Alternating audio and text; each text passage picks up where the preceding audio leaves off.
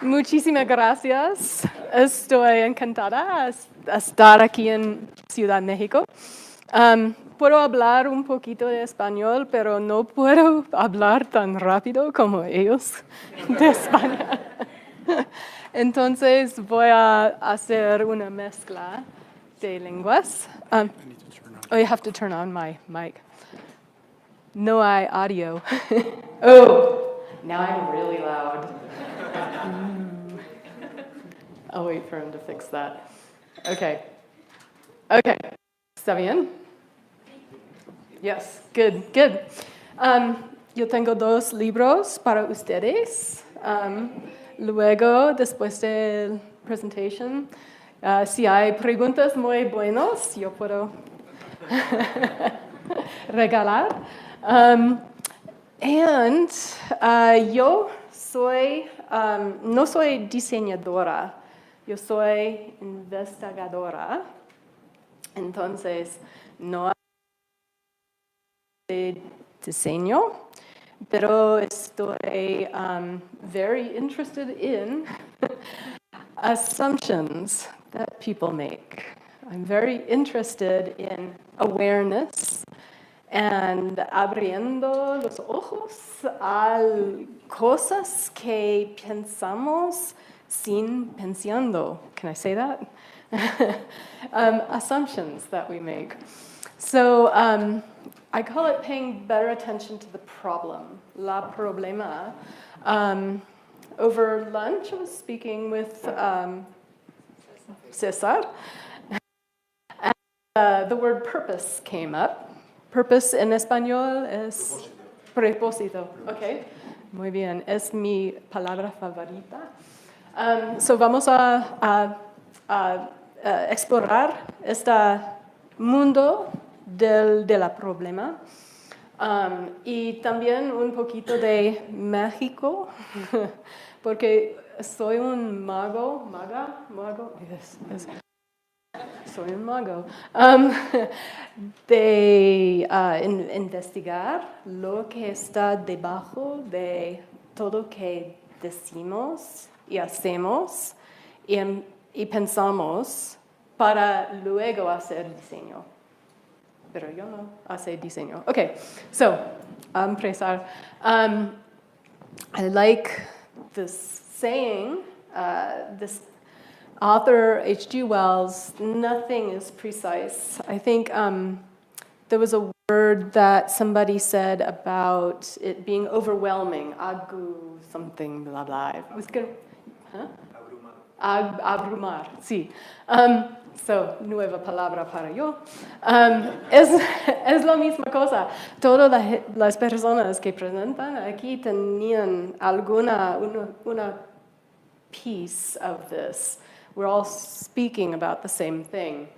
And that is that humanity and the religion, mi religión es de la humanidad, es overwhelming, pero es muy importante para las generaciones, the future generations.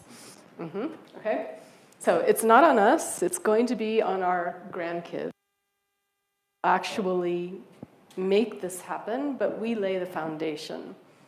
And by laying the foundation, what we need to do is be aware of the ways that we are treating our data. This is Alan Cooper, and he talks about how there's almost religious worship of numerical data. So much so that the opposite becomes el diablo, the qualitative data becomes the enemy, and people ignore it. It's as important as the numerical data and is necessary. In this book by Kathy O'Neill, she's a mathematician, and she goes through all the algorithms that run things in education, in insurance, medical, healthcare, all of these algorithms beneath the websites and the ways that we apply for these and the way that we get benefits from them are based on demographic data. For example, in insurance, how much you pay for auto insurance is not dependent on whether or not you have ever been arrested for driving drunk. It's dependent on where you live, your zip code or postal code. Interesting. It's a really hard book to read because she exposes all of these very frightening ways that currently algorithms are making these decisions for us.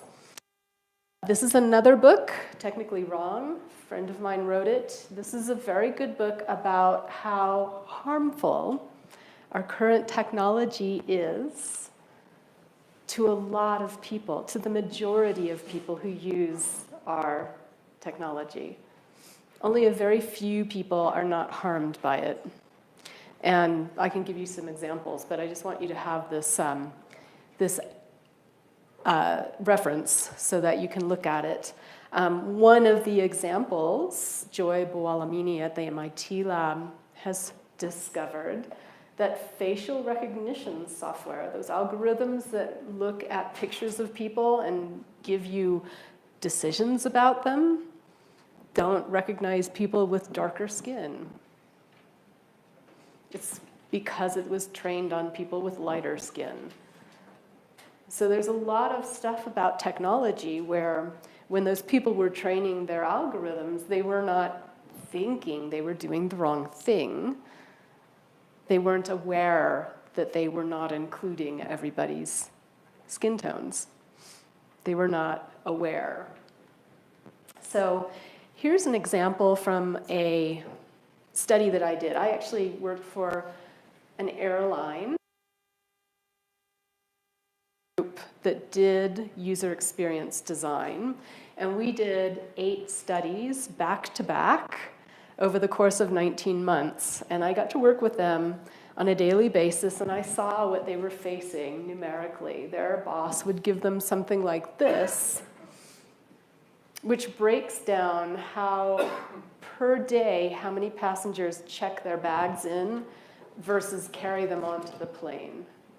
And then it breaks it down by gender. Only 2 genders here. It breaks it down by age, randomly selected age groups. And it breaks it down by where they checked it. And so immediately, their boss leaps on the gender thing and goes, oh, of course, women check more bags because they have more shoes. So let's fix that problem. And I said, okay, wait. Before we go try to fix that problem, let's understand the problem. So we went and we did a study to understand what went through people's minds when they decided to check bags or not check bags the last couple of times that they flew. We did this across airlines, agnostic of which company it was with. And we found that it had nothing to do with gender. Duh. But maybe it's not so obvious to the boss there. The team, though, said, no, wait a minute. How about we just take that same numeric data and we break it down in ways that make a little bit more sense? Like, how long is the trip going to be? Like, maybe if you're going on a long trip, you're going to take a lot of stuff and you're more likely to check your bag. Or maybe it's because I'm returning home and I don't need to worry about waiting for my bag at the destination where I have to be at a meeting really quickly. So I can check my bag and wait for it to come out on the carousel. I said, wait a minute, let's do the research. The research said none of that. It was really interesting. What the research said was that there was a group of people who had really bad experiences. This was right after the scare where people were sending, in the United States, they were sending through the mail the powder that causes the disease. I can't remember. Yes, thank you, anthrax. I've got a cold, so my brain's only half here. So he had his bags come out on the carousel with white powder on them, twice. So I'm never going to check my bag again. You don't know what they're doing with it. Somebody had his bag like broken, the wheels were broken off. They're like, no, I'm not letting these people touch my bags anymore. Whereas there were also these people who were very attached to the thing that they were bringing. One guy was bringing a laser device for measuring eyes and seeing to some doctors in Nepal, so that they could use that in their work with their patients, their eye patients. And he said, if I check this thing, then the gorillas who are handling my luggage are going to break it, and we'll never be able to recalibrate it when I get to Nepal. So I'm going to carry it on. Another was a member of a band, and he carries his guitar. Another was a classical musician who bought a seat for his cello. Right? My precious. I'm not letting it out of my sight. That had anything to do with how long the trip was. None of that had anything to do with whether it was going or coming. None of it had to do with gender. There are a couple of others where, I have some stuff that I know is not going to get through security, so of course I'm going to check it. This one woman was going to Belgium for the first time, and she wanted to bring back beer for all her friends. She knew that wasn't going to get through security. So she checked her bag full of beer, and it made it. And then some people are like, no, I want to be hands-free. I've got a connection. I don't want to be dragging my bag through. So there's a lot of thinking. There's probably more than just this. But at least we managed to map out these so that we could tell that boss, hey, listen, there's no problem there to solve. It's not because women have a lot of shoes and they need to check their bags. There's no problem there. These are the problems. These are the things we can solve. Let me explain why. I'm going to tell you about 5 different things to be aware of, and then I'll tell you a little bit more about how I do that kind of a study so that you can come up with that same kind of data. So cognitive bias is the first thing, and that's basically how we're wired as humans. We all have cognitive bias. There's no getting rid of it. We will always have it happen in our brain because that's how we were wired. When we see a pattern, it means something. We attach it to some meaning very quickly. Because I guess when we were out in the savannah, if we saw a tiger out of the corner of our eyes, we ran really fast and we survived. So cognitive bias is not a bad thing because that's how we evolved as a species. But when we notice it happening, that's when we can be aware, oh, look, I just saw a pattern that maybe isn't there, like the women with the shoes. That's a problem that wasn't there. Systemic bias is another kind of bias, or with the society that we live in and the history. And I think a couple of people spoke about history and paying attention to history. I think it's very important, but also to recognize that history is full of bias. It's full of laws that biased one group below another, that made it so certain groups were not able to get access to services or even to paying jobs. So it's good to know what the history is, but the history itself is full of bias. That book about weapons of mass destruction by the mathematician, she's saying over and over again, these algorithms are based on historical data that's completely curved by bias. What Joy Bawalamini is doing,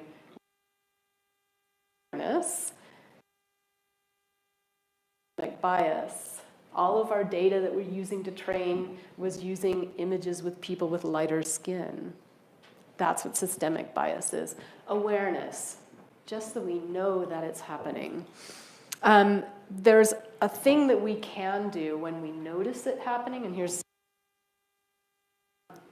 that when you notice it, it's good to go back to that same history, but ask it from different perspectives. You know, the victor writes the history book. Try looking for other histories. Try doing this even with your own company.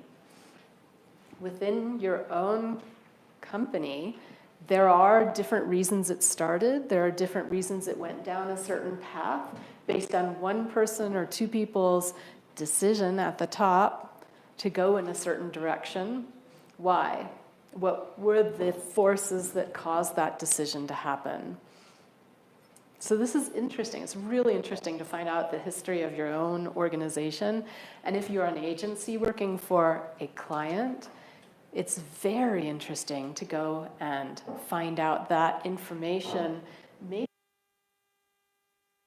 together with stakeholders, because the stakeholders are not necessarily aware of their own history, their own organization's history. So it's a very helpful exercise to go through. So this is another example of systemic bias. Some people had no access to getting a mortgage in a neighborhood where, say, their skin color was not like everybody else's skin color. Did this happen anywhere here? I'm sure it did. Yeah, it's around the world. So the other thing is, I kind of made this one up. It's an ROI bias. This is the focus on el lucro. The focus on the money at the end. And there are, again, is an awareness point. When we're making a decision, are we making it just so that we can profit? Or are we making it because we're really supporting someone that we're trying to support? If we're a bank, are we really supporting someone, or are we just making the engagement numbers go up? Right? So one example you hear a lot is optimize for ROI. And people will say, you know, I really would love to help everybody, but I have to focus on the people who provide a good return. And that's the focus on el lucro. Is based on that historic systemic data, the bias data. That data that's telling us where our money is going to come from is coming from numbers that have been warped by bias. Okay? Just awareness. There are companies out there.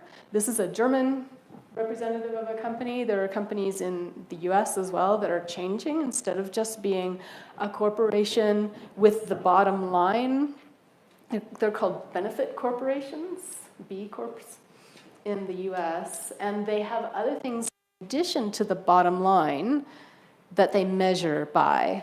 So they can measure by giving back to the community. They can measure by being able to support different environmental causes or community causes. A variety of different things. I think there's some kind of corporations or organizational types in the UK who are also doing this. And there may be here as well. This is not an uncommon thing. So it's worthwhile finding out. This other part is called demographic assumptions, so supuestos demográficos. This is the women have a lot of shoes, right?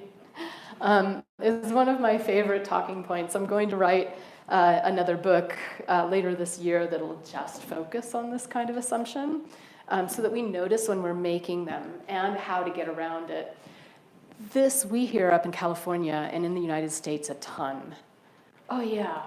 Let's make sure that we're covering the Spanish-speaking demographic, as if everyone who speaks Spanish thinks the same way, and they all have the same values. Okay, so this is a total assumption. This is like, oh yeah, it's going to be easy. I'm going to simplify it. It's the Spanish-speaking demographic, and we're going to treat them all the same way. Okay, I thought that would make you guys giggle. Anyway. It's definitely a problem. The other problem that I see a lot is in personas. I just wrote a blog post, it's on Medium, about the dual heritage of personas. And one side that it has come from is from marketing. When marketing was trying to get people in the world to be aware of their product. And when they're trying to get people in the world to be aware of their product, they're placing ads in locations where those people might be. Therefore, they need to understand who those people are and where they're likely to be. And they do that demographically. And these kinds of personas have inherited that. These three personas are actually exactly the same person if you look down at the user goals. They're exactly the same person. They think alike. They just have different faces. So it's one persona that this group made. And so I'm teaching people how to actually look at beyond just these goals assumed to be their goals because they're our goals or they're the way we understand how their goals are. Instead, to go out and do some research and understand what those various goals are. For example, the people who have my precious luggage. Okay? There are a lot of different thinking styles. And then the last one is cultural blindness. And this is simply the fact that when we're in a group of people who are like us, we're working in a team, or we're working with a client who wants something out of us and we want that client to be happy with us, then we're going to think alike with them. We're going to look at what we have in common more than what we don't have in common. We're going to leave those parts of mystery alone and not investigate the mystery. And so this is something to be very aware of when you're in a team environment, especially if you don't have representatives of other styles of thinking on that team to sort of stop you. And even if you do have representatives of other styles of thinking on that team, they may be a little more introverted than you. They may not have the kind of power that you do, and they may not speak. So you need to make their voice heard. You need to open up space for it. Okay, so those are the 5 things to be aware of. Yes, we all want to make a better world. That's what drives us to this field. But in order to do this, what we need to do is pay more attention to people who are not like us. This is us, like right up here. There's a huge world beyond us, and a huge set of other approaches and perspectives that people use to approach the problem, to achieve their purposes, and indeed maybe even different purposes. So I like to think of it as a long tail. If you guys heard of the long tail when we went digital, it's like, oh, now we can have books on Amazon that only one person buys every 5 years. Okay, great. Well, it works this way too. Now we have a long tail of diversity. We have many more opportunities to support. We don't have to support them all at once, but we don't want to ever make one size fits all. I think someone was just presenting about the robots all looking exactly the same. It's having everything unified doesn't help anyone. And now is the point in time where we are sophisticated enough to start building things that are special for each type of thinking style. Okay, so here's the summary of those 5 things. This is pinned to my Twitter account too, if you want to download it. And this is just the things to be aware of. So when you notice this happening, you can't necessarily stop it from happening, but you want to be aware of it more and more so that you can then feel empowered to say something about it in your group. So that then you can say, oh, but wait, I think what we're doing here is demographic assumptions. You can say it quietly at first, or you can say it very loudly. There are some loud people in this room, so I know it. So anyway, that's what we want to aim for. And in order to do that, we have to do our research. So how many people are researchers? Investigadores? Yeah? Okay, only a few. All right. Good. Well, we here. They're all over. Raise your hands again. If anybody needs a researcher. There are people here.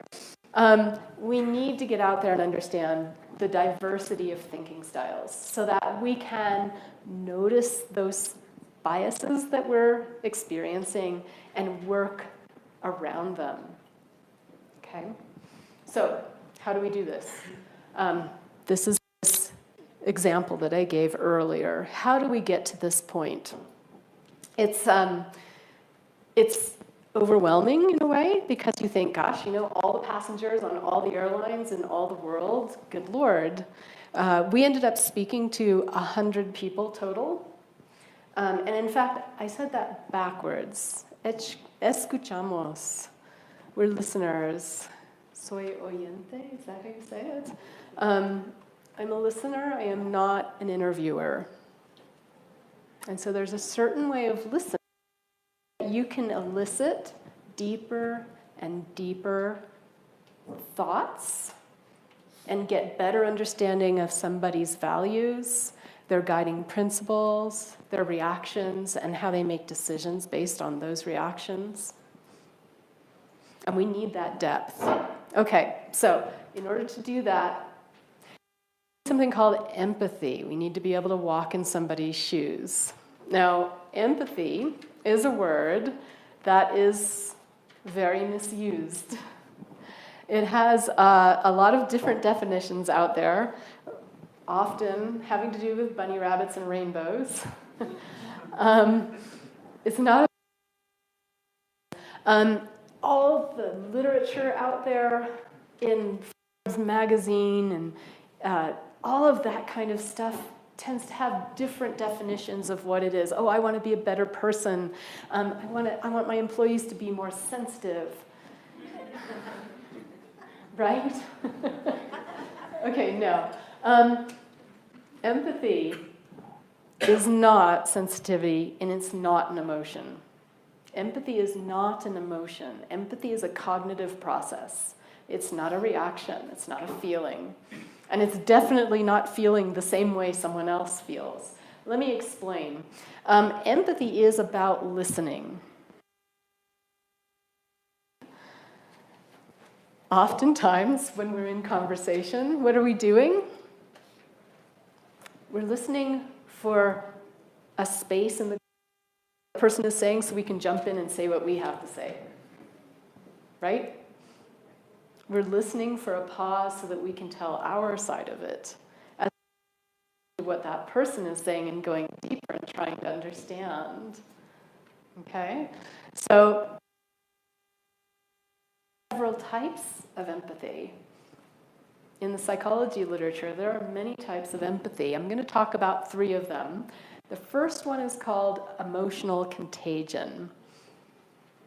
And that is the time where you are making someone else feel something. So if you're a director of a movie, your job is to make someone feel the sentiments of the characters. Like, have you ever cried during a movie? That was on purpose. That was on purpose. Have you ever had a party where you wanted to set the mood and you made a playlist? Yeah? You're doing that on purpose. You're causing emotional contagion. Have you ever needed to do a workout but didn't feel like it, so you put on a certain song? Yeah? Or some sort of deadline and you weren't going to make it, so you put on it. You're doing emotional contagion to yourself. Okay? That's emotional contagion. That book that I had up there earlier, Against Empathy, is really called Against Emotional Contagion. He's talking about compassion as the better thing. He's not talking about the other 2 types of empathy. But first, let me tell you, there is a place for emotional contagion in your work. And this is an extremely important slide, unfortunately, not very pretty. It's to cause an emotion in someone else, like feeling trust, or I feel safe. When I go to this bank site, do I feel safe doing something on this bank site? Right? Do I trust buying something from this place, from this organization? Do I trust that this service is going to be in the future? You want that kind of emotional contagion. But more often than not, the negative kind of emotional contagion happens. The dark patterns happen. This is where they're causing someone to do something that that person did not intend, such as scroll through an endless Facebook feed, right? That's a dark pattern. That's emotional contagion. That's what's happening here. Another thing is when we're trying to up our engagement numbers by doing this, by getting people to do things that they did not intend to do anyway, that were not part of their purpose, this is emotional contagion. It is a false measurement of increased engagement. Okay?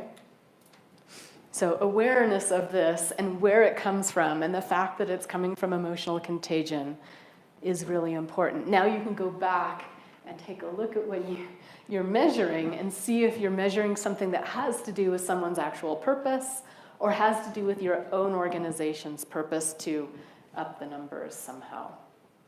Okay, so let's talk about the other two kinds of empathy and how you can use them in your work. Affective empathy. Sometimes it's called emotional empathy. I don't like using that word because then it sounds like an emotion. The technical term is affective empathy. And it's not about emotional contagion. It's about connecting with somebody. It's about opening up some sort of a pipeline between you and that other person so that that other person can say things and you can listen. So this is an animation from a talk that Dr. Brené Brown gave. You can find it in the notes there. But there are 4 parts to emotional or empathy. And that is to recognize that someone else is having an emotion. That's sometimes hard. For some of us, we need to learn how to recognize when another person's having an emotion. The second part is to recognize that their perspective is valid. Their emotion is valid. Do not use the word should or should not. You shouldn't feel that way. That's an invalid sentence. Then communicate to that person that you recognize they're having an emotion and that their emotion is valid, and invite them to connect to you. They may connect, they may not. If they do, you listen. You acknowledge what they're saying, you acknowledge what they're going through, and you stay out of judgment. That's what emotional empathy is. It is a skill, it's not an emotion. This is something you have to practice. Okay? I use it. Actually, I want to show you another example of it. Have you seen that Pixar movie, Inside Out? A lot of people are nodding. Yeah. There's that scene where the pink elephant loses his wagon off the cliff. He's all sad, and they're like in a hurry to go catch the train. And so the girl, Happiness, she in the yellow dress, she tries to tickle him to make him feel happier so he'll get moving. And he isn't having it. And Sadness, the girl with the blue face, she sits down next to him and says, that meant a lot to you. That was opening that connection for affective empathy. He responded, talked a little bit about it. He cried his little tears of candy. And I timed it 42 seconds later, he's up and ready to roll. And this is the first time that the character of Happiness looks at Sadness and sees any value in her at all. She says, how did you do that? That worked better than tickling. So this is a great example of it. If you haven't seen this movie, definitely check it out. So in your work, affective empathy is how you start a listening session. It's how you begin to let somebody tell you what they're thinking. It doesn't have to be around an emotion, but frequently it will be. And it's the way that then you keep coming back to that same touch point to build trust and build rapport so that over the course of an hour or 2 hours of listening to this person, you will get their inner story. That's what affective empathy is for. Okay? So it's a skill. Now let's talk about cognitive empathy. like its name suggests, it's something you think about. It's really all about trying to understand another person's thought process, their emotional reactions, and their guiding principles. So I've got it down here. Their thinking, their inner thinking, their reactions, and their guiding principles. And these things are the very essence of how they operate. If they were a computer, it would be their operating system. It's their instructions for making decisions and living their life and deciding to go against different guiding principles given certain contexts. Because we're human and we change. And context changes us. And things that we hear from other people changes us. So in your work, cognitive empathy is the way that we build up all that data that I showed you for people who were checking their bags or not on the airline.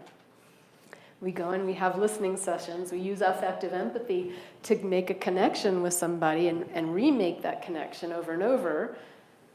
And then we build this understanding. And we do a lot of analysis to try to understand, try to get the patterns out of that. That's a whole other thing.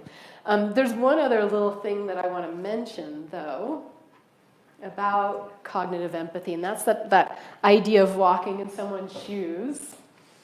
Walking in someone's shoes can only happen if you have the time to develop empathy first.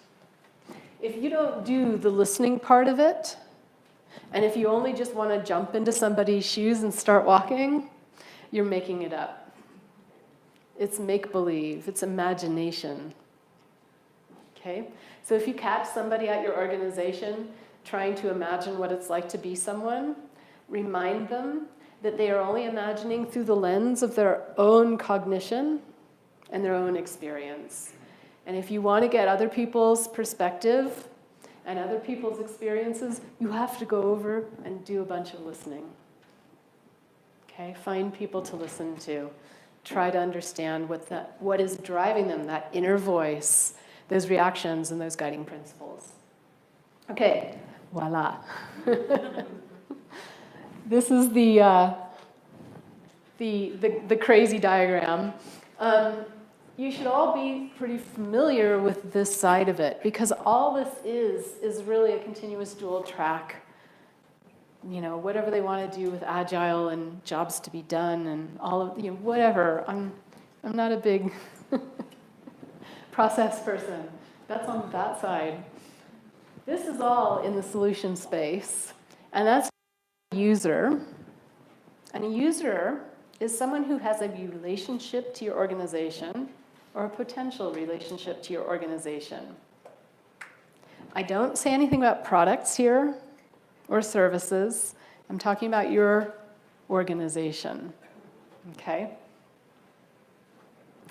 On this side, we have a person in the problem space. And the person is somebody who has a purpose. It has nothing to do with any organization whatsoever. It just has to do with that person as a human being, with the humans around them in their community that they're living with and working with. That person can be a peer of yours at work. It could be a son or a daughter. It could be anyone.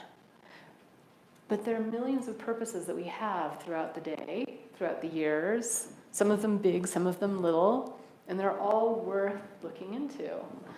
So I've got a dotted line here to mean that it's permeable, and that while we spend most of our time over here, we need to move back over here every once in a while and gather some data.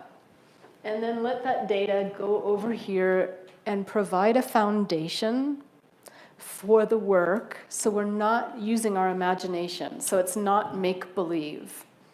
It's actual, real perspectives from real people, from actual research.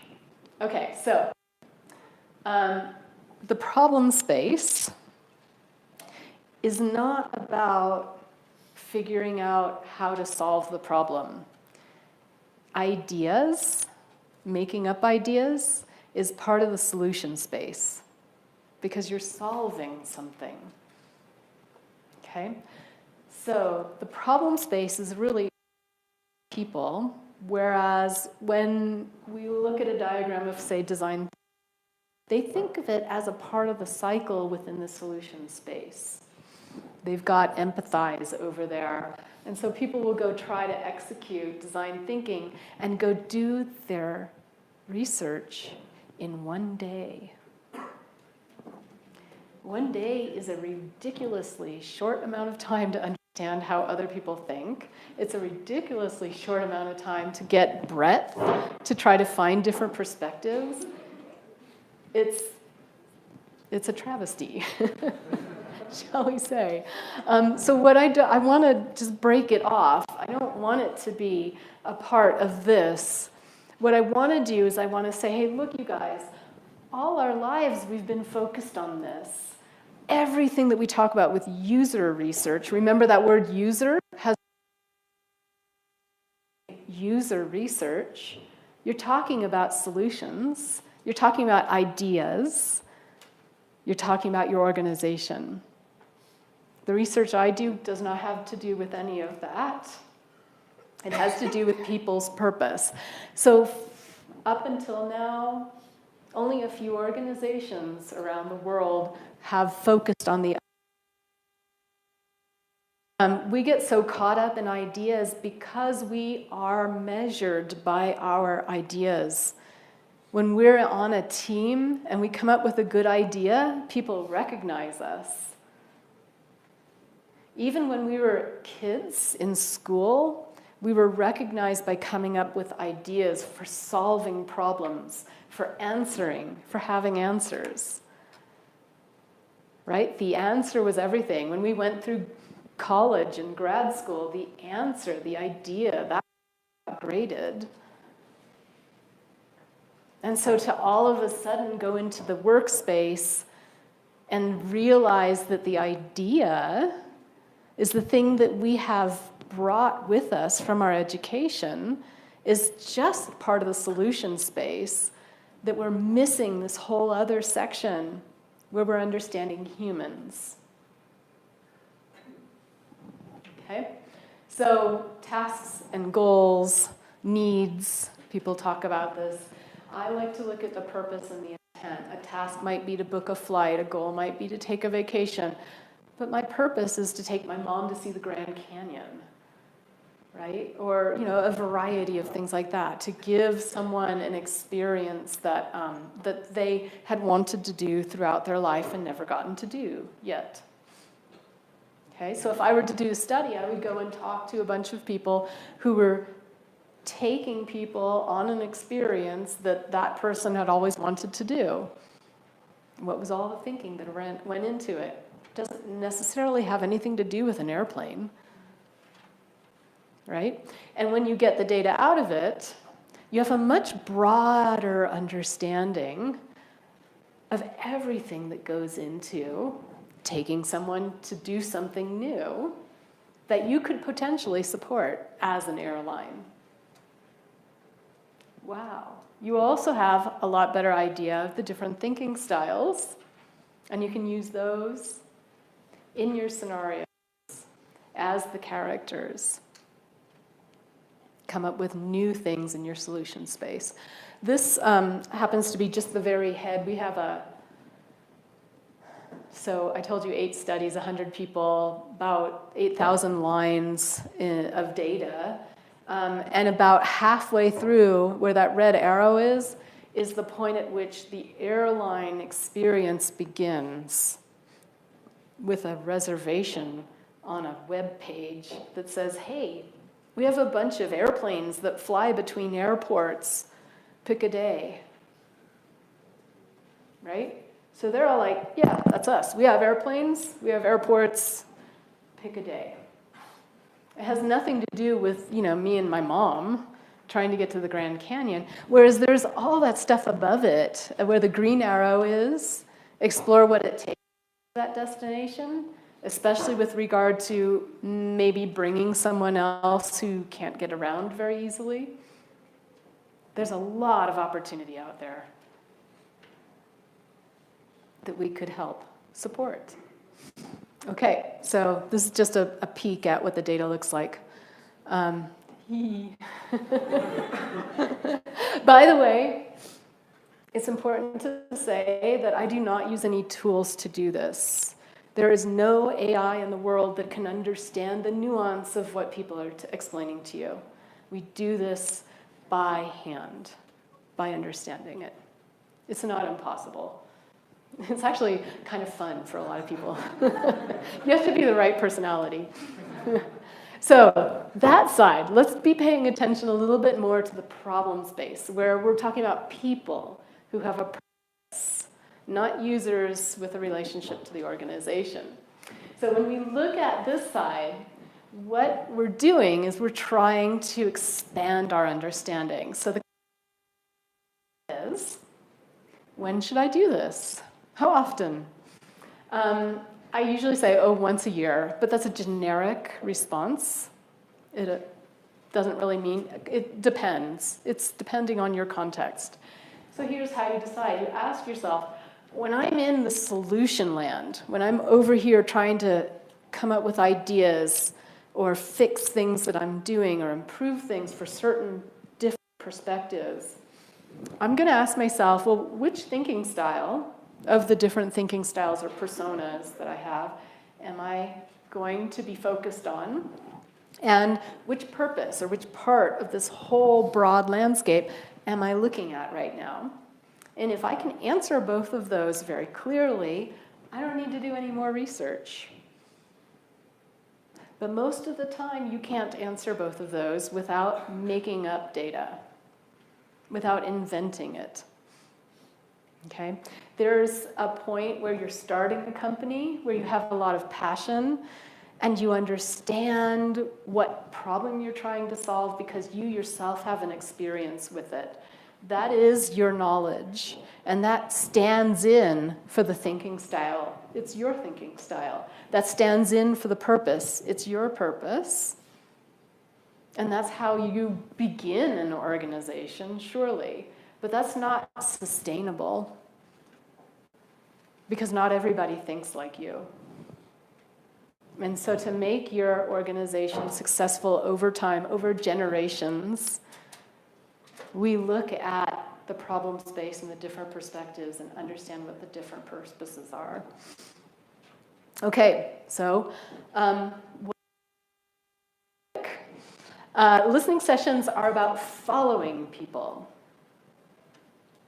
They are not about asking questions. They are about seeing where somebody wants to take you in answer to your overall, hey, we're interested in what went through your mind when you, the last, whatever the purpose is. So in the case of the luggage, I'm thinking in Spanish now, sorry. Stumble. In the case of the luggage, it's what was going through your mind the last time that you took a trip, and what did you do with your luggage? What went through your mind about your luggage? Very specifically in those times, not in general. Okay? And you let them lead you where they want to go, and you don't guide them. Because as soon as you start guiding them, they're going to say, I know about that, so I'll tell her something that will make her happy. And then it's make-believe, or then it's generalization. So we need to pin it to a very specific point in time so we get the actual thinking that went through somebody's mind.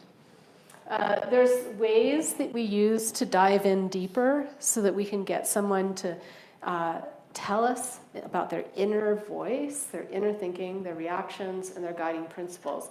We need to get past the preferences. We need to go past the opinions. We need to go past the explanations of how something is done and get down to that inner thinking, those reactions and those guiding principles. These are ways that we can do that gently so that we're still following, so that people that we're listening to are still leading the way. And The idea is that we are not in a researcher's mindset. We don't have a white coat on. We don't have a checklist of questions. We're just a person. We're just a human, interested, really curious about another human and how they think. This is fantastic because you can do this all today, tonight, when we are talking to one another, when we're talking to people, when we go eat. We can just be really curious about another person and listen and see if we can get a little deeper. The other thing is we're not an explorer. We're not trying to discover something new, right? Like the explorers that came to the New World and planted their flag, right? That's not a part of it. We're not leading any sort of search.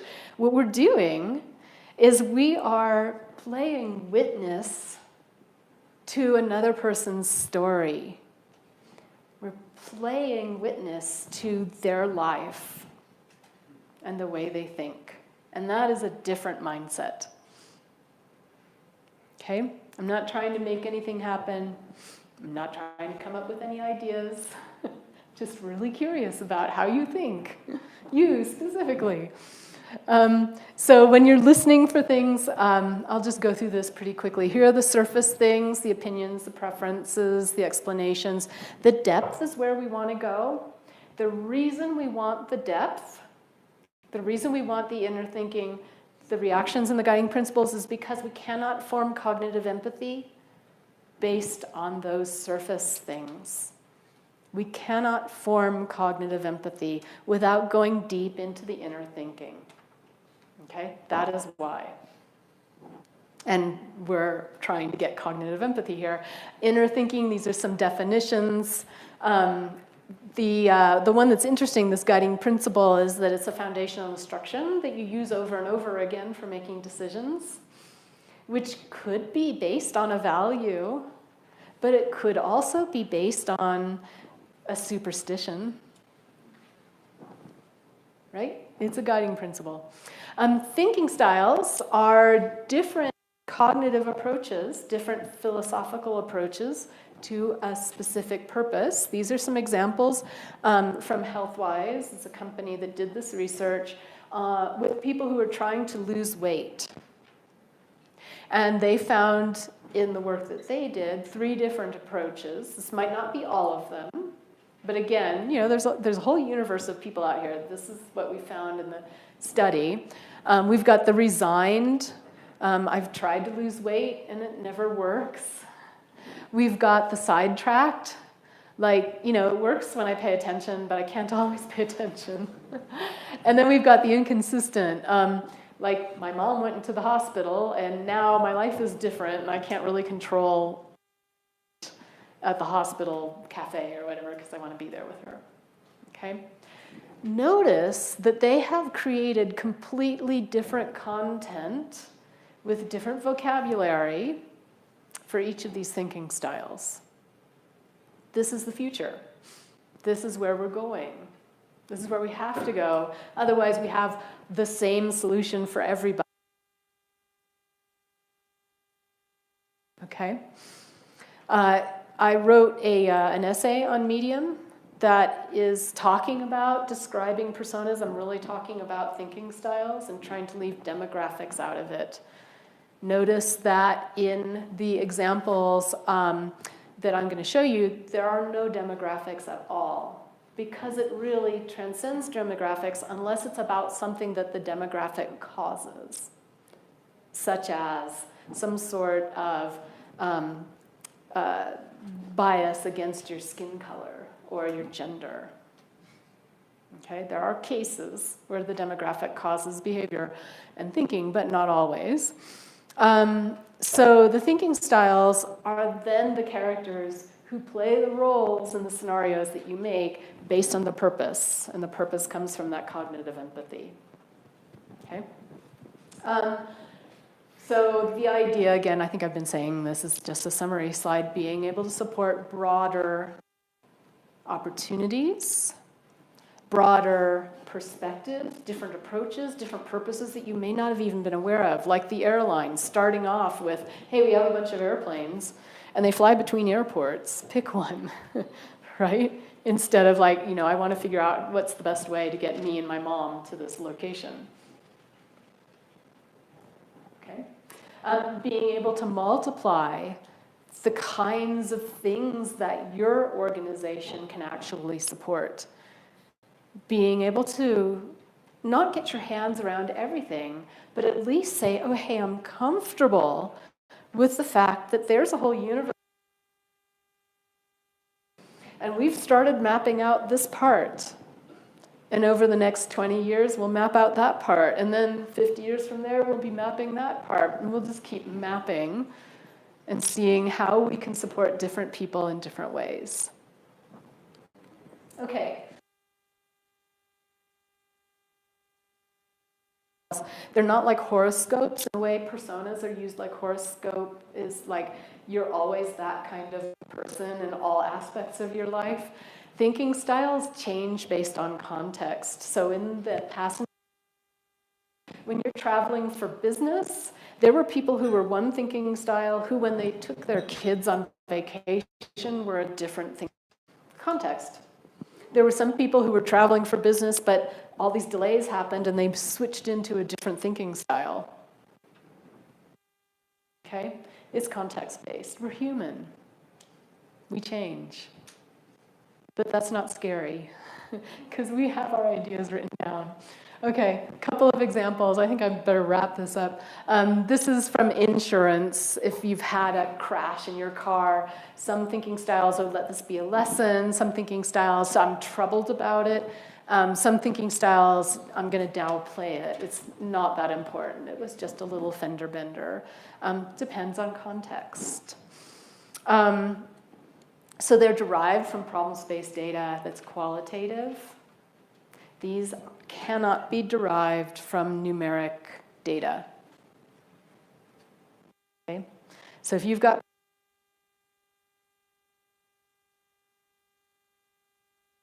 probably want to rethink those personas and go get some research done. Okay?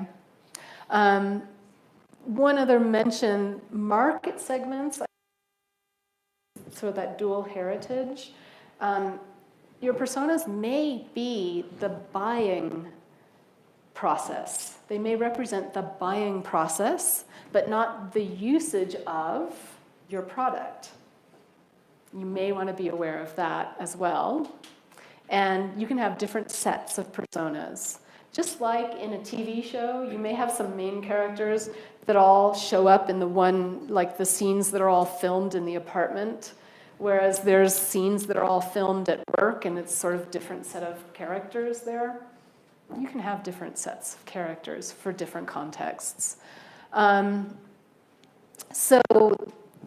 you can matrix them. If people, I had people at the airline get really scared about this because, our marketing segments are important. We spent, 3 years figuring them out and lots of money, so you can't take them away. I'm like, I'm not trying to take them away. They work. The other half of this is the mental model diagrams. This is how I represent all that data I showed you a peek at. It's like a little city skyline. And then underneath, we can map out all of the ways that we support those particular thought processes of the purpose that this person's trying to achieve. And we can zero in on one section or another of it and try to work on fixing it using different perspectives and different thinking styles. Okay, one more example. And this one comes from insurance. This is an insurance company they have a lot of insurance, home insurance, they have life insurance, they had a bunch of other things. They were supporting people who were in the armed forces, and they also had a bank, and you could get loans and things like that. And so they, in the automotive, took a look at what they had been doing. And so far, all of the people who worked there would start as claims adjusters. So everybody had to go through at least, I think, 100,000 claims, 100,000 clients' accidents, and help them get through that. And their mindset was, I understand claims. I understand what the client's going through. Therefore, I know everything there is to know about being in an accident. And as soon as we closed the claim, then it was done. But when they did the research, they realized that no, for the actual person in their actual life, that's not the end of that accident. They may have gotten, something done to their neck and they have to go to the doctor for another year, or maybe they had their mother-in-law in the car with them and did something to her, and now they can never go to dinner with her again. So, right, it's not the end. Ending the claim is not the end, and that was a big eye-opener. Oh, wait. You're right. We shouldn't treat it that as the end, right? We should be changing our vocabulary, the way we speak about it, the content that we're using. Not only that, people may have totaled their car. The car may be destroyed and they have to get another car, but they may not have the finances to do it. A bank. And this person has been a customer of ours for X years, so maybe we can offer them some sort of discount loan or something. We can do something. We can support this. So this was a big eye-opener. Also, the idea that when you were in an accident, it's very emotional, and you want some help. And so maybe offering a phone number for some people there at the scene of the accident to sort of walk them through the process and be a little bit calmer, or even be the person to talk to the other driver. So these were some eye-openers. And this was the idea of having problem-based research start to feed in to our ideas in the solution space. Okay, so this is a little summary of all the different ways that you can use this sort of data. Should be familiar. And the whole idea is that we do want to make the world a better place. But in order to do that, we have to do this kind of research so that we can understand the way different people think differently from us. Okay, we don't want to make the same mistakes that we've made so far in Silicon Valley. Let me tell you. So, dominant thinking styles prevail. So that's it for me. I just wanted to say that I've got a couple of books here. Again, I'll give them away. There's also an Audible version of the book that just won an award. And I'm all over the Twitters. So thank you very much.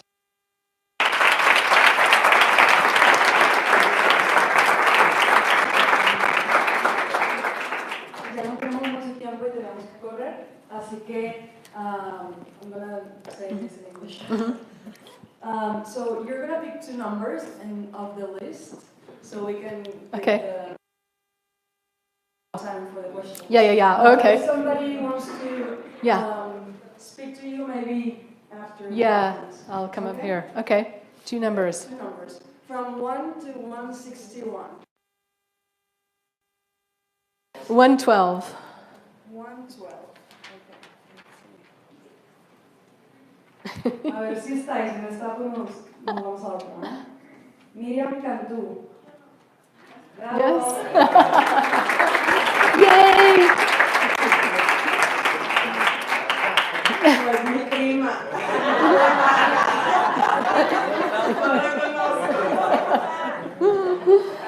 Otro número?